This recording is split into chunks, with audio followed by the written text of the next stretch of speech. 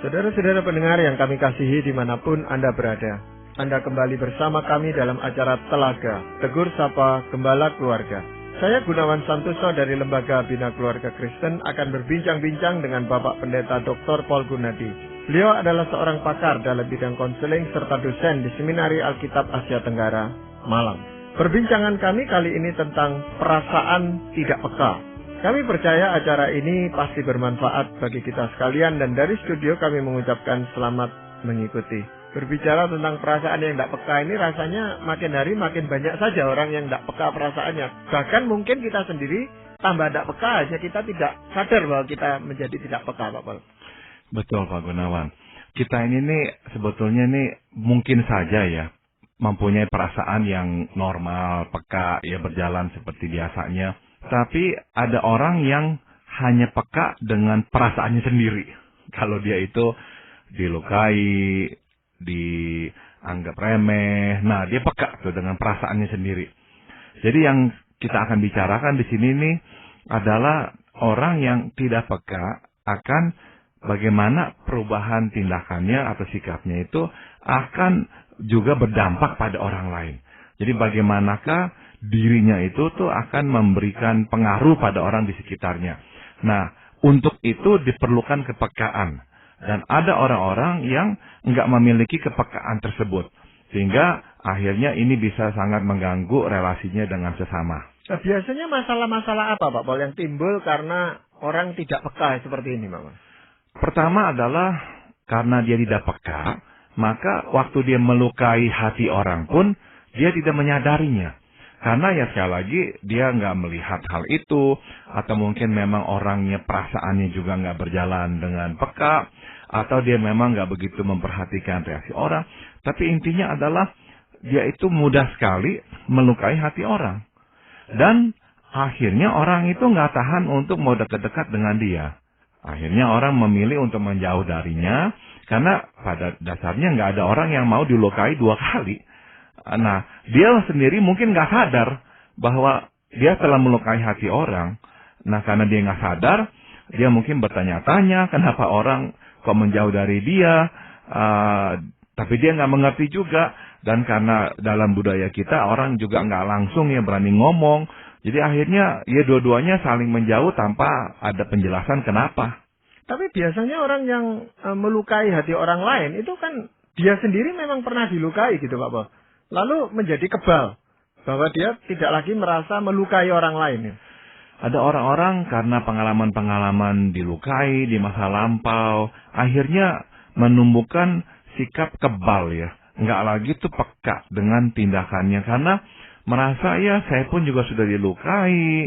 Jadi ya nggak apa-apa dah. Jadi dia juga nggak peduli lah bagaimana tindakannya itu akan mempengaruhi apalagi melukai hati orang. Nah, tetap sekali lagi ini akan menjadi masalah ya karena pada dasarnya nggak ada orang yang mau dilukai berkali-kali oleh kita ya. Jadi ini adalah dampak pertamanya, Pak Gunawan. Ya, dampak yang berikutnya apa, Pak Paul? Orang akhirnya mengembangkan prasangka buruk terhadap kita ya karena kita itu dianggap orang yang tidak peka dengan perbuatan kita. Orang akhirnya terluka oleh kata-kata kita tapi kita nggak merasa apa-apa. Jadi akhirnya tuh orang di sekitar kita mengembangkan prasangka bahwa kita itu memang orang yang berperangai buruk, berakhlak buruk, atau berniat tidak baik. Ya, akhirnya apa yang terjadi? Ya sayang, orang mempunyai kesalahpahaman terhadap kita. Bisa jadi kita nggak ada niat untuk melukai orang, kita nggak ada niat untuk membuat orang itu merasa terpojok oleh kata-kata kita. Tapi karena kita nggak menyadarinya, nah, akhirnya orang mulai mengembangkan prasangka buruk itu dan menilai kita sebagai seseorang yang memang berperangai buruk seperti itu. Nah, ini kan sayang sekali sebab begitu orang mulai beranggapan kita memang adalah orang yang berperangai buruk atau berkarakter kurang baik, apapun yang kita katakan atau lakukan cenderung ditafsir lewat kacamata itu, lewat kacamata negatif, bahwa memang kamu itu tuh nggak ada niat baik, kamu itu memang sengaja mau menyinggung perasaan saya. Akhirnya masalah tambah hari tambah bertumpuk. Ya karena orang akhirnya mengembangkan lensa negatif tentang diri kita itu. Tapi orang yang tidak peka tadi, Pak Pol, memang sulit untuk memahami orang lain bahwa orang lain itu berprasangka buruk terhadap dirinya, Pak Pol. Itu masalahnya, jadi dia benar-benar bisa jadi itu buta. Bagaimana orang sebetulnya melihat dirinya. Dia mungkin saja beranggapan bahwa orang melihat dirinya tetap aja baik, positif. Padahal ini sudah tidak. Nah, tadi saya sudah singgung, kalau tidak ada perubahan, tidak ada yang terjadi, maka akhirnya orang tuh cepat sekali menilai tindakan perkataannya secara keliru, secara negatif. Nah, akhirnya mau muncul konflik.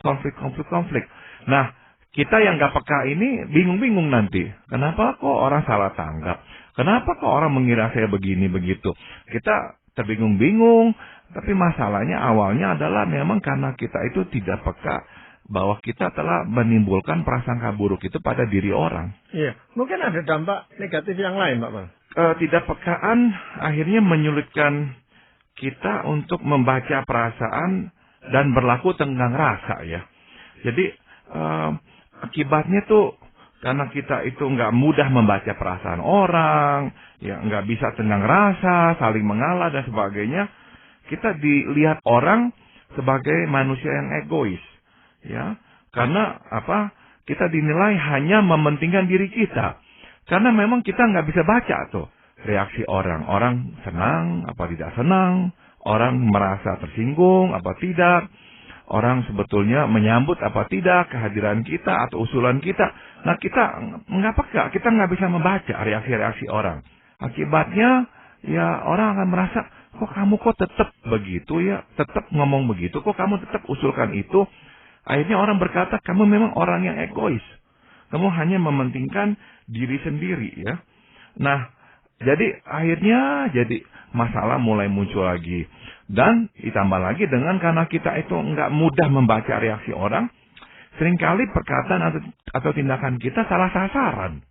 Nggak tepat. Ngomong juga jadinya itu nggak pas waktunya. Nggak bisa melihat kondisinya nggak cocok. Tetap aja kita nyerocos, tetap aja kita mengusulkan ini itu. Akhirnya orang merasa benar-benar kamu itu tuh luar biasa selfish ya, hanya mementingkan diri sendiri. Iya, Bapak ada orang yang tidak peka ini, lalu dia tidak mudah untuk memberikan bantuan kepada orang lain, Pak Pol. Apakah memang hal itu merupakan salah satu dampak ketidakpekaannya, Pak?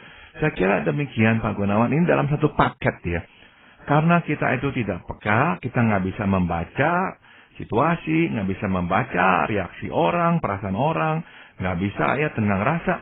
Nah akhirnya tuh kita juga cenderung buta terhadap pergumulan orang, kebutuhan-kebutuhan orang. Nah kita ini mesti menyadari bahwa tatkala orang sedang mengalami masalah ya, orang itu cenderung berharap bahwa kita akan menawarkan bantuan. Bisa jadi dia akan menolak bantuan kita, nggak apa-apa. Tapi waktu dia melihat kita kok peduli, kita kok melihat, membaca perasaannya yang lagi susah, dan malah menawarkan diri untuk menolong, itu benar-benar seperti siraman air segar ya ke tanah yang gersang. Orang akan merasa kita ini benar-benar ya sensitif ya, mengerti situasinya dan baik hati sehingga mau menolongnya. Nah, orang yang tidak peka dengan orang di sekitarnya, akhirnya ya juga nggak terpikir untuk menawarkan bantuan. Karena ya alih-alih menawarkan bantuan, melihat ada kebutuhan pun tidak. Jadi akhirnya apa tuh yang orang akan pikirkan tentang diri dia? Ya memang kamu itu tuh hidup dalam duniamu sendiri, kamu hanya memikirkan dirimu sendiri, ya memang ada benarnya juga. Memang karena ya dia hanya hidup dalam dunianya, hanya memikirkan dirinya, karena dia nggak bisa memikirkan kepentingan orang lain. Iya. Apakah masih ada dampak negatif yang lain, Pak? Yang berikut adalah ketidakpekaan tuh akhirnya membuat orang merasa dimanfaatkan, ya, dan tidak dihargai sebagai seorang pribadi. Ya, karena kenapa? Kita ini yang kurang peka akhirnya cenderung memperlakukan orang seperti mesin. Kerjakan ini, ya, yuk kita lakukan proyek ini. Kok kamu nggak melakukan ini? Pokoknya orang merasa kami itu tuh hanya dihargai sebatas kami bisa produktif menghasilkan yang engkau inginkan. Kalau enggak, berarti ya udah kami juga nggak ada lagi harganya. Itu sebabnya orang yang sukar ya peka membaca reaksi orang, akhirnya tuh susah sekali menggalang kerjasama, Pak Gunawan. Sebab rekan-rekan kerjanya akan merasa kami nggak dihargai kok. Kami itu hanyalah mesin, hanya dipakai. Setelah selesai, ya udah nggak ada lagi nilainya. Hanya seperti itu. Nah, ini semuanya akan akhirnya tuh melahirkan kekecewaan, pandangan negatif, perasaan marah, tidak suka terhadap kita. Yang sudah tentu akan membuat jurang pemisah antara kita dengan orang-orang. Ya, memang merasa dimanfaatkan ini seringkali dialami oleh banyak orang yang tidak peka, Pak Paul. Sehingga dia pun merasa jadi korbannya, gitu. Korban dari orang-orang di sekelilingnya, gitu. Dan ini menambah lagi ketidakpekaan dia, gitu. Jadi ini semacam lingkaran yang nggak ada habisnya, gitu. Itu betul sekali, Pak Gunawan. Jadi orang-orang ini nih, karena ketidakmengertiannya dan ketidakmampuannya untuk mengerti ya, akhirnya merasa terisolasi. Dan cepat menuduh orang atau menyimpulkan bahwa oranglah yang jahat kepada dia. Oranglah yang nggak mau mengerti dirinya. Oranglah yang cepat tersinggung. Oranglah yang mudah mengembangkan pikiran negatif terhadapnya. Jadi dia sendiri tuh akan nantinya marah. Makin dia merasa marah, disalahpahami orang, yang tadi Pak Gunawan katakan, betul, orang-orang ini akan makin menarik diri. Makin akhirnya hidup dalam dunianya, hidup dalam temboknya, dan makin nggak mau terlalu bergaul dengan orang. Karena udah beranggapan bahwa orang itu cenderung kok maunya tuh menyalahkan dia, menuduh dia yang berpikiran buruk dan sebagainya. Jadi lebih baik ya udah deh, nggak usah terlalu banyak kontak dengan orang, nggak usah membangun-bangun relasi dengan orang. Dah makin terpisah, ya dia makin nggak mengerti caranya membaca lagi reaksi orang, makin menambah ketumpulannya. Ya, jadi ketidakpekaan seseorang itu bukan semata-mata hanya karena karakter orang itu, Pak Pol, tetapi ada unsur-unsur di luar dirinya yang membuat orang ini menjadi tidak peka, Pak Pol. Seringkali anak-anak yang memang bertumbuh besar dalam rumah di mana misalkan jarang ada interaksi orang tua. Anggap sajalah tidak ada masalah yang berat antara orang tua, tapi orang tua itu tuh jarang berkomunikasi antara satu sama lain, jarang berkomunikasi juga dengan anak-anak, cenderung mendiamkan anak, apalagi antara anak juga akhirnya juga nggak dekat karena orang tua nggak menyatukan anak-anak, hidup dalam dunia sendiri. Nah, kebetulan kalau misalnya dia juga agak pendiam, kurang berinisiatif, agak introvert, di sekolah pun nggak mencari teman. Nah, anak-anak ini nih cenderung besarnya menjadi orang-orang yang tidak peka, Pak Gunawan. Tidak peka. Nah, tipe kedua adalah yang kebalikannya. Jadi anak-anak yang dibesarkan dalam rumah yang bermasalah. Orang tua terlalu banyak konflik sehingga dia harus menutup telinga secara fisik maupun secara mental supaya tidak terpengaruh oleh konflik orang tuanya dan memilih hidup dalam dunianya sendiri. Karena nggak lagi nyaman tinggal di luar ya, di dalam dunianya. Di sekolah pun dia akhirnya mencoba menjauh dari pergaulan karena bagi dia tuh pergaulan tuh ujung-ujungnya nanti bisa ada konflik, ribut lah, orang nanya tentang keluarganya. Jadi dia memilih untuk menjaga jarak dengan orang. Nah, anak-anak seperti ini pun kalau sudah besar berkemungkinan menjadi orang yang tumpul, tidak peka terhadap lingkungannya. Apakah kerutinan hidup itu bisa membuat seseorang tidak peka lagi, Pak? Kerutinan hidup dalam pengertian ya semuanya sama dan memang pekerjaan yang dilakukannya itu bukanlah pekerjaan yang menuntut kepekaan. Saya kira bisa ya. Jadi akhirnya tidak ada lagi variasi, tidak ada letupan-letupan, semua terlalu sama, ya monoton sekali. Ya bisa saya kira Pak Gunawan. Iya. Tetapi kan ketidakpekaan ini bisa kita upayakan untuk dikurangi paling tidak kalaupun tidak dihilangkan gitu Pak boleh. Nah bagaimana atau upaya-upaya apa saja yang bisa kita lakukan untuk menumbuhkan kepekaan seseorang itu? Nah memang sebelum kita masuk ke arah langkah Pak Gunawan ini prasyarat pertama adalah pengakuan dulu dah bahwa saya memang kurang peka. Masalahnya ini Pak Gunawan yaitu orang yang memang tumpul ya dalam kepekaan ini memang nggak ada kesadaran dan nggak mau mengakuinya. Tadi Pak Gunawan bilang bahwa orang-orang ini akhirnya cenderung masuk ke dalam dunia sendiri, menganggap orang di luar lah yang keliru, yang salah mengertinya, nggak mau memahaminya. Jadi susah buat dia tuh memulai sebuah langkah-langkah untuk memperbaikinya. Karena dia beranggapan dia nggak bermasalah. Dia sungguh-sungguh percaya yang bermasalah itu orang lain. Nah, dia nggak selalu akan langsung mengatakannya kepada orang, kamu yang bermasalah. Bisa jadi dia tipe yang lebih introvert, dia akan simpan sendiri saja. Tapi di dalam hatinya sesungguhnya itu yang dia yakini. Dia benar dan orang lain yang salah. Maka langkah pertama seharusnya adalah ya dia mendengarkan dan ingat-ingat, iya kok banyak orang kok akhirnya menjauh dari saya. Kok banyak orang kok salah paham kepada saya. Nah, seharusnya data-data itu cukup untuk menyadarkannya bahwa iya ada masalah dalam diri saya. Kalau dia sudah mengakui itu, nah barulah ada nanti langkah-langkah menuju kepada perbaikannya. Nah, yang pertama adalah sebaiknya saya usulkan pada malam hari sebelum dia tidur, dia duduk merenung atau dalam kondisi berbaring, merenung apa yang telah terjadi pada hari itu, seolah-olah membuka lembaran kehidupan dari pagi sampai malam. Nah, saya mengerti orang yang nggak peka ya Pak Gunawan, orang yang sebetulnya tidak suka menengok ke belakang. Dia nggak suka juga menengok ke dalam hatinya, nggak suka. Jadi pemikirannya itu cenderung ya di ranah intelektual, di ranah rasional. Dia nggak suka masuk ke dalam perasaan.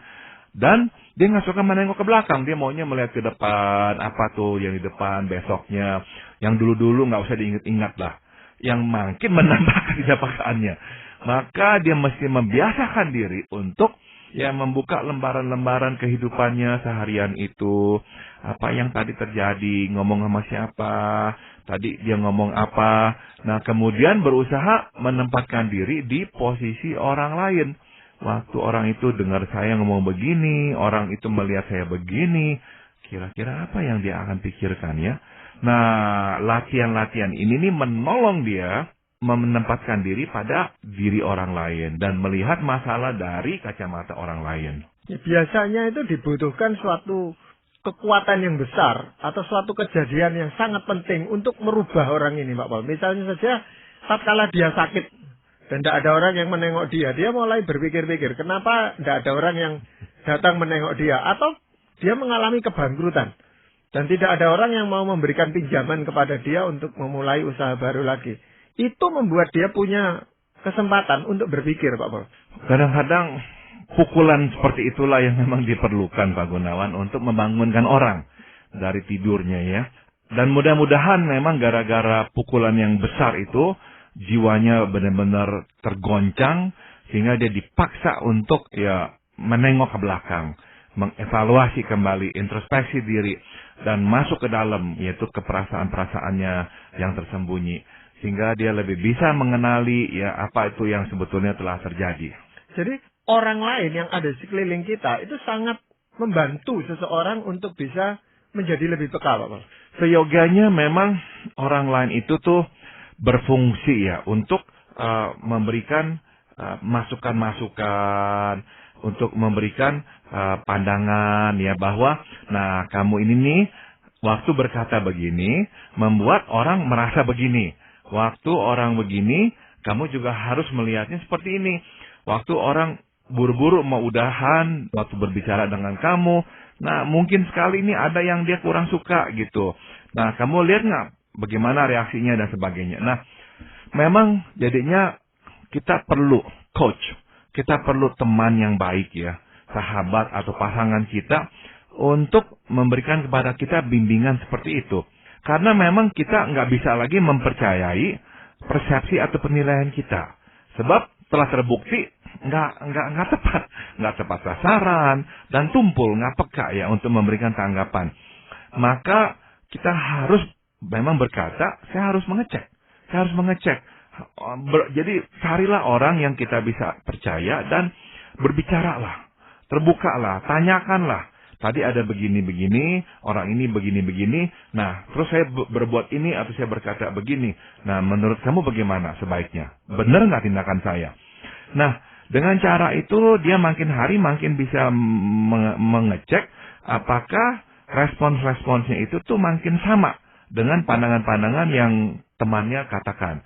Makin hari makin sama, nah dia bisa berkata, kepekaan saya telah bertambah. Saya lebih tepat sasaran sekarang dalam berkata-kata atau dalam berbuat. Ya, tapi dalam hal ini dibutuhkan orang yang betul-betul bisa memberikan penilaian secara objektif, Pak. Kadang-kadang karena kedudukan seseorang atau posisi seseorang itu membuat orang lain tidak berani memberikan penilaian yang objektif. Semua yang dikatakan itu yang baik-baik saja gitu, Pak. Itu sebabnya diperlukan kerendahan hati di sini, Pak Gunawan, ya.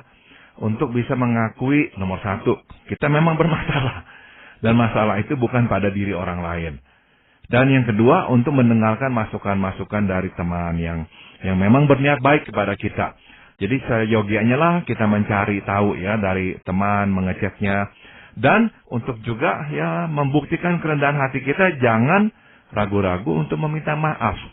Nah, seringkali ini orang yang memang sudah kadung tumpul itu juga susah minta maaf, Pak Gunawan. Karena ketumpulan itu tuh sangat terkait dengan kekerasan hati. Jadi akhirnya susah sekali minta maaf. Kalau minta maaf juga ya akhirnya secara samar-samar, nggak mau langsung berkata kepada yang bersangkutan. Nah, kenapa permintaan maaf itu adalah sebuah latihan, sebuah tindakan yang baik ya untuk menolong orang, menambah kepekaannya ya karena memang minta maaf itu tuh membuat diri kita itu lebih lunak ya, lebih fluid, lebih cair sehingga akhirnya kita pun lebih tanggap lain kali. Makin kita mengeraskan hati nggak mau meminta maaf itu makin menambah ketumpulan, makin susah untuk peka melihat reaksi orang dan tepat sasaran dalam berkata-kata. Ya mungkin masih ada upaya lain, Pak Pol, untuk menumbuhkan kepekaan kita. Kita mesti belajar membaca ekspresi bahasa tubuh ya. Membaca ekspresi wajah. Nah, orang yang tumpul nggak peka ini nih nggak bisa tuh membaca reaksi, ekspresi wajah, bahasa tubuh. Nah, mungkin jadinya ya dia lebih harus memperhatikan. Apakah orang itu memberikan tatapan matanya, apakah tidak. Apakah nada orang itu agak meninggi atau menurun. Apakah ada ketegangan waktu dia berbicara. Apakah bahasa tubuhnya itu menunjukkan dia nggak nyaman dengan kita. Dia mau buru-buru untuk mengakhiri percakapan ini. Nah, hal seperti itu memang perlu dipelajari. Nah, sekali lagi di sini diperlukan seorang teman yang bisa memberi bimbingan, coaching kepadanya supaya dia akhirnya mengerti, iya. Oh, ini nih perasaannya. Kalau begitu maka harusnya saya tadi berkata begini atau begitu. Nah, jadi latihan-latihan membaca bahasa tubuh dan ekspresi wajah ini bagian yang harus dilaluinya pula. Ya, itu kita bisa mengajukan pertanyaan juga kepada lawan bicara kita atau orang yang berinteraksi dengan kita, Pak Pol. Kalau memang dia betul-betul mau membantu kita, dia akan memberikan tanggapan. Tapi orang tidak akan memberikan tanggapan kalau kita tidak meminta kepada orang itu biasanya. Itu ide yang baik. Jadi karena kita ini menyadari bahwa kita lagi belajar ya sesuatu yang baru, maka jangan ragu untuk bertanya. Dan ya terbukalah dengan berkata bahwa maaf ya saya ini sedang belajar lebih peka kepada orang. Maka saya itu kadang-kadang nggak yakin apakah saya telah membaca reaksi orang dengan tepat. Benar nggak tadi itu kamu merasa begini waktu saya mengatakan ini. Atau saya berbuat ini. Nah, ngeceklah, tanyalah langsung. Nah, kalau orang itu memang dekat dengan kita, dia akan bilang terus terang, sebetulnya iya, saya tadi merasa begini. Oh, oke. Jadi kita jadinya tuh lebih tepat lagi nanti dalam berkomunikasi dengan orang. Ya, upaya yang lain apa, Pak Pol? Kita juga perlu berinisiatif untuk berbuat sesuatu tatkala mendengar ada kebutuhan di sekitar kita. Ya. Sekali lagi, kecenderungan orang yang tumpul, yang tidak peka ini adalah memang berpangku tangan. Dia nomor satu nggak membacanya, kalaupun membaca sinyalnya lemah. Tapi juga ada satu lagi Pak Gunawan yang harus diakui, bahwa mereka memang tuh nggak begitu memusingkan dan mempedulikan orang. Pada dasarnya ada itu kecenderungan. Maka kalau dia mau belajar lebih peka, dia harus lebih tanggap terhadap kebutuhan orang di sekitarnya. Makin dia tanggap, makin dia sering memberikan bantuan kepada orang di sekitarnya, makin menambah kepekaannya. Sebaliknya, makin dia berpangku tangan, lebih bersikap masa bodoh, makin tidak peka dengan kebutuhan orang dan makin tidak mau berbuat apa-apa untuk menolong orang yang berada dalam situasi butuh. Nah, tadi saya sudah singgung, waktu orang butuh dan berada di sekitar kita, tersirat selalu tuh harapan kita menawarkan bantuan. Waktu tidak, orang akan kecewa dan melabelkan kita, ya memang kita ini hanya mementingkan diri dan tidak menghargainya. Nah, jadi sayang sekali kalau sampai akhirnya terjadi pemisahan atau konflik antara kita dengan orang. Ya anehnya itu orang yang tidak peka terhadap orang lain itu bisa memberikan kritikan-kritikan yang cukup tajam gitu Pak Pol. Misalnya tadi dia melihat orang yang memang membutuhkan, yang dilakukan bukan menolong orang itu, tetapi bisa mengkritik orang itu, kenapa tidak bekerja, kenapa malas, tidak berusaha, begitu, sehingga dia tidak melakukan apapun juga. Betul, dengan dia memang mengkritik, dia itu tuh sekaligus melakukan dua hal, yaitu pertama ya, dia itu tuh menyalahkan orang, seolah-olah ya kamu yang harus memang ya berbuat sesuatu, dan bukan tanggung jawab saya untuk berbuat sesuatu menolong kamu, dan ya membenarkan tindakannya sekaligus kenapa dia juga memang nggak menawarkan bantuan begitu. Jadi sekali lagi ya memang harus mulai dengan cara kalau kurang jelas bertanyalah, apakah ada yang bisa saya bantu? Bertanya dulu aja dah. Apakah ada yang bisa saya bantu? Nah, itu langkah yang saya kira udah sangat menolong. Nah, Pak Pol, apakah ketidakpekaan ini akan mempengaruhi kehidupan rohani seseorang itu, Pak Pol? Saya kira iya, Pak Gunawan. Ya, karena ketidakpekaan itu tuh pada akhirnya bisa pula memadamkan suara Roh Kudus. Waktu Roh Tuhan menyuruh kita berbuat sesuatu, mengatakan sesuatu, karena kita itu tuh mau memadamkannya, nggak peka ya. Bukan saja terhadap orang, akhirnya terhadap suara Tuhan pun kita tambah nggak peka. Nah, contohnya adalah Raja Saul ya. Bukan saja tidak peka kepada sesamanya, tapi akhirnya ia pun tidak peka kepada suara Roh Kudus. Akhirnya ia binasa dalam dosanya. Nah, jadi ya kita mesti berhati-hati, ya jangan sampai ketidakpekaan kita terhadap sesama menjalar ke wilayah rohani pula. Ya, terima kasih sekali Pak Pol untuk perbincangan kali ini, dan para pendengar sekalian kami mengucapkan banyak terima kasih. Anda telah mengikuti perbincangan kami dengan Bapak Pendeta Dr. Paul Gunadi dalam acara Telaga, Tegur Sapa Gembala Keluarga. Kami baru saja berbincang-bincang tentang perasaan tidak peka. Bagi Anda yang berminat untuk mengetahui lebih lanjut mengenai acara ini, silakan menghubungi kami lewat surat. Alamatkan surat Anda ke Lembaga Bina Keluarga Kristen atau LBKK, Jalan Cimanuk 58, Malang. Anda juga dapat menggunakan email dengan alamat telaga@indo.net.id. Kami juga mengundang Anda mengunjungi situs kami di www.telaga.org. Saran-saran, pertanyaan, serta tanggapan Anda sangat kami nantikan. Akhirnya dari studio kami mengucapkan terima kasih atas perhatian Anda, dan sampai jumpa pada acara Telaga yang akan datang.